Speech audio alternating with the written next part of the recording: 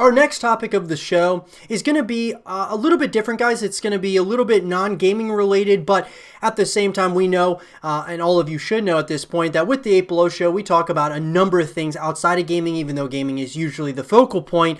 But today, in this segment of the show, I wanted to talk about Vine, a app that I really enjoyed using for the time that it was around, and it's been a topic I've wanted to talk about on the channel for a while now as to what happened to Vine, and just kind of we can talk about it and the possibilities. Will Vine ever return? Because Vine obviously was owned by Twitter, and I'm sure Twitter still owns the rights to Vine, but with other companies coming into the fray and kind of stealing that share of what Vine had created, it's kind of interesting. And so let's talk about it. In an article that was written by Casey Newton of The Verge, the thing about Vine becoming the internet's premier tool for making short-form videos is that it happened almost completely by accident. Its founders had envisioned their tool for making 6-second clips as a way to help people capture casual moments in their lives and share them with friends.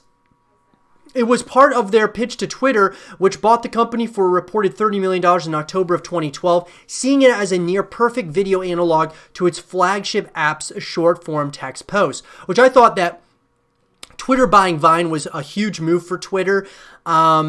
And that's why I couldn't believe when they shut down Vine. It was absolutely, I was so clueless as to why they would have done that. Because now you look at the success of TikTok, you look at the success of some of these other apps that have come out, and it's like, why did Vine ever go away? And you look at all the celebrities that actually became big from Vine, Rudy Mancuso and the Paul brothers, and I mean just so many people. And then they moved over to YouTube. I just don't, I don't understand why they closed it. But let's find out. And yet, even before the app launched, users had taken the 6-second constraint as a creative challenge. Something about that loop, the way a Vine endlessly rewound itself after completing, like a GIF with audio, encouraged people to put the app to strange uses. It was surprising, said Dom Hoffman, who founded Vine with Russ Yusupov and Colin Kroll 4 months before Twitter bought it. Original beta had something like 10 or 15 people on it, and even that with that small group, we started to see experimentation pretty early on. Within weeks, it appeared that Vine probably would never become the everyday video sharing tool its founders had envisioned. Instead, it became something wilder and much more culturally interesting. It became pretty clear as soon after we launched, Hoffman said, watching the community and the tool push on each other was exciting and unreal, and almost immediately became clear that Vine's culture was going to shift towards creativity and experimentation. And that's exactly what happened. Just absolutely awesome. I mean, it was so cool how people were getting so creative with that very short period of time that they had to make a video. It was really neat. With its own future increasingly uncertain, Twitter said it would shut down Vine's mobile app sometime in the next few months. And while existing Vines will remain on the web, a media format that had become beloved for its versatility now appears headed the way of Betamax. Interviews with 7 former executives reveal a portrait of a company whose cultural impact far outstripped its strategic benefits to Twitter, working a continent apart from their parent company. Vine's small New York-based team struggled to grow its user base or find ways to make money. While Vine once boasted a commanding lead over other social video apps, it failed to keep pace as competitors added features, something that ultimately drove its biggest stars away. So, I think that Twitter, I actually think Twitter ruined Vine. I really do. I full-heartedly believe that Twitter, they just didn't do the things that they needed to with Vine to keep it like enjoyable. And that's Twitter, I think to this day is, in my opinion, the best social media network. It's my favorite to use, but they just aren't outside of Twitter. They're just not, they're just not very good with other stuff, it feels like. Like, you look at Facebook, they have WhatsApp, they have the Oculus, they've got, Instagram. they do such a good job with all their different things that they're doing. Twitter does good with Twitter, but even Twitter, a lot of the things that the people, the community of Twitter, the things that they want Twitter to do, Twitter just doesn't even really even listen to anybody. And so I think that kind of like hurts Twitter as a brand. And I think that this really hurt Twitter to just shut down Vine. I mean, I just don't even know why they ended up doing that, but they did. Ian Padgham saw the potential in Vine, both creative and monetary, before almost anyone. As a member of Twitter's marketing team in 2012, he was responsible for making videos that explain how the service worked. His early film about working at Twitter is likely one of the most watched recruiting videos ever made. After Twitter bought Vine, he sat in on meetings with the marketing team and began to explore its potential as a creative tool. Padgham's first Vine was a simple time-lapse video of the view from his window at Twitter. He loved the 6-second limit, which forced him to think differently about storytelling. It's kind of like drawing in Microsoft Paint, he said. It used to be the worst app ever, but you couldn't get distracted by the bells and whistles.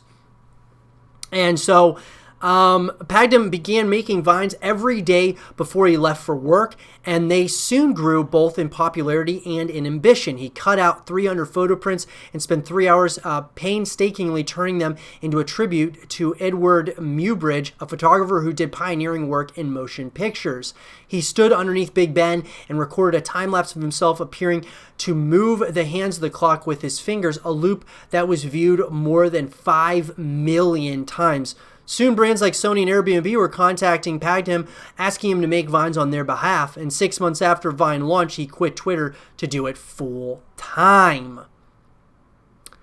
And then in 2013, Vine began allowing users to record clips with their phones' front-facing cameras, and usage exploded. An ecosystem of young stars sprung up around the service, which evolved into a kind of live-action cartoon network. There was Zach King, whose eye-popping magic tricks earned him 4 million followers and more than 1.4 billion views, or Amanda Cerny, whose physical comedy earned more than 2.2 billion views, Logan Paul, whose Vines looped more than 4 billion times, parlayed his following into a series of acting roles while earning $200,000 to create a single Vine for a brand, according to a recent 60 Minutes report. So look, guys, there was so much potential in Vine. I think the biggest thing was Vine being, Twitter buying Vine, Vine being sold to Twitter was where everything went wrong. Twitter just didn't really, it doesn't seem to me at least, that Twitter knew what they needed to do in order to sustain Vine, to keep Vine going and thriving for years. And you look at like a app like TikTok. I feel like TikTok, as long as they just keep doing what they're doing, TikTok could be the new Vine. But I mean, it could even be bigger, because if they never sell, and if they go onto the stock exchange, I mean, Vine or TikTok alone could become absolutely massive. So, former executives say that a major competitive challenge emerged in the form of Instagram, which introduced 15-second video clips in June of 2013. Instagram video was the beginning of the end, one former executive told me. Vine didn't move fast enough to differentiate. Instagram courted celebrities with longer videos, eventually bumping the limit to a more flexible 60 seconds. Vines didn't break the 6-second barrier until earlier this year, and its extended videos never caught on. Instagram also began promoting celebrity accounts in its popular Explore tab, bringing them attention that Vine found difficult to match. Marketers began shifting their money away from Vine, and stars followed. So obviously that was kind of what ultimately happened to Vine, guys, was that, Instagram came, right? And Instagram basically kind of evolved. And that's what Facebook's done so well, right? You look at what Facebook's done, they're doing stories. They're kind of stealing some of that, revenue from Snapchat. They started to steal it from Vine with these, these different clips and such. I think that the problem with Snapchat, the problem with, Vine, was that they didn't evolve. They didn't continue evolving. They kind of just stayed very complacent. And Twitter, I put a lot of the blame on Twitter, because they kind of stayed just complacent with Vine as a whole. They didn't try to evolve it quickly enough. And over time, of course, it was just a matter of time until somebody kind of like stole some of the ideas from Vine that Vine kind of created. And there you have it with Instagram, and you have Snapchat, you got TikTok now. It's a very unfortunate thing what happened to Vine, because it was really special in my opinion. At the management level, Vine was rarely stable for long. Hoffman quit in 2014 to pursue a new startup. Kroll followed him out the door later that year. Twitter laid off Yusupov, who was Vine's creative director, as part of last year's mass layoffs. Don't sell your company, he tweeted on Thursday. Jason Toft took over Vine in 2014 and led it for 2 years before quitting this year to work on virtual reality projects at Google. Hannah Donovan became general manager in March after working at a series of music startups. Her lack of previous experience running a company led some employees I spoke with to question whether her hiring might be the beginning of the end. And obviously it was probably the beginning of the end well before that. Twitter executives were discussing ways to bring Twitter's various video offerings together somehow, sources said. In June, the company held discussions about absorbing Vine into Twitter's flagship app. To Vine employees, those discussions served as evidence that Twitter never valued Vine as a standalone property the way its audience did. But no Vine integration ever materialized, and this summer, top Vine executives began heading for the exits. Twitter explored selling the app, according to the New York Times, but it never found a buyer.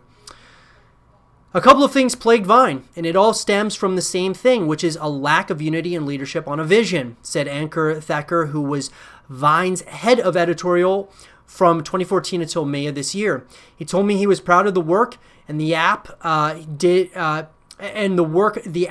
to highlight rising stars, including Ruth B., who earned a record deal after his team gave her a coveted Editor's Pick award. But by the end of the company was rudderless, he said. That trickled down into all of the project teams and the things they were working on, he said. Vine didn't ship anything of consequence for a year. So it's really sad, guys. It's really sad. Vine was a very special thing, and I think it could have continued to be very special. I really do. I just don't think Twitter, they mismanaged it. And I think that a company like Facebook, if they would have bought Vine, I think Vine would have been thriving to this day.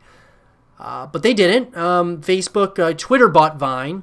Facebook just evolved Instagram. Twitter should have evolved Vine, and they didn't.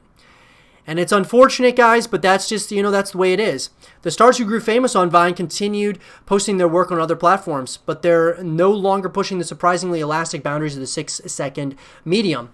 The most important part of Vine has always been the people that are on it, Dom Hoffman told me. It's also the only part that can't be replicated. So I'm going to miss them. Even though I can and do follow some people from Vine on Instagram or Snapchat or Twitter or wherever they've decided to go, it just doesn't feel the same. It's like the band is breaking up and everyone's going solo. I agree. It's a sad thing, guys. Will Vine ever come back? Look, as long as that it is in Twitter's, control, I just don't see it happening. Now, of course, Twitter could surprise all of us. They could say, look, we're going to bring Vine back. We have a vision for it. We know what we want to do. It's always going to be there for them to maybe, consider bringing it back. I think that they should. I think it should have never been shut down. I just think that, they could have supported it, but they could have just, in a very minimal way. They could have just said, look, it's here, and I think that if they brought it back, I think people would go back to it. At least at first. They would go back to it, and if they continue to evolve it, it could be... competition is good for these spaces. It really is. It's good to have that competition. Vine, it was good for them to have competition with Instagram, with Snapchat, now with TikTok, and all these other, different apps. What happened at Vine, guys? It failed to evolve when it was sold to Twitter. I think that's what it was at the end of the day. But let me know what you guys think about it. Do you guys miss Vine? Do you want it to come back? What do you guys think really happened with the app? Let me know in the comment section below.